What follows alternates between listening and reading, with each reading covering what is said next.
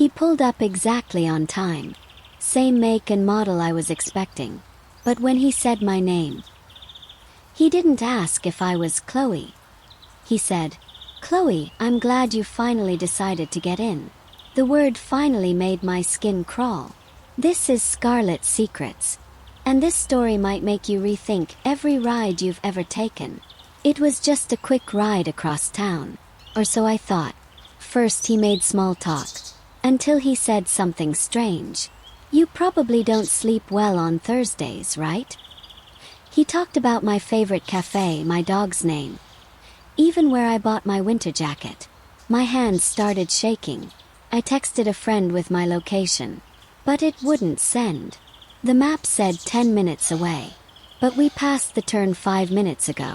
Isn't this the wrong way? Yes.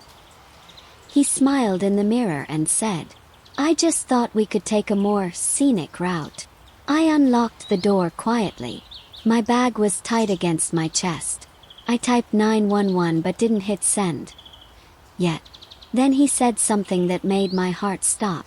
"You remind me of your mom, you know." I asked him, "Do I know you?" He didn't answer. But he started to tell a story. Story about a girl who lived 2 blocks from where I grew up. Who ran away when she was 16. Whose mother was in a car crash a year later. That girl was my half-sister. A half-sister I never knew I had. He said he met her years ago, and she told him stories about me.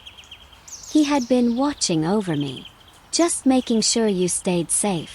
He said he worked for a security firm once. I didn't know what to believe anymore. We pulled up to a house I didn't recognize. He said, "She wanted you to have it. She left it for you." I got out only because he said, "Or I can bring her out to meet you." The door creaked open. No one was there. Just a room with a box and letters. It was real. The necklace in the picture was on my neck. And the letter was in my mother's handwriting. But the last line sent chills down my back. "If you're reading this, he's already found you. Please listen to what he says."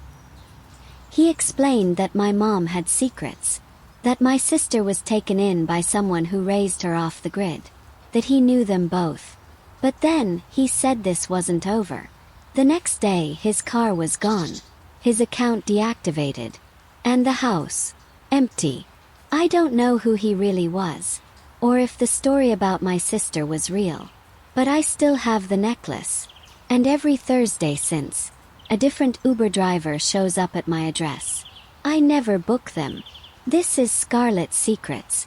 What would you do if your driver already knew where you were going? Subscribe, share, and comment. Real story or planted memory?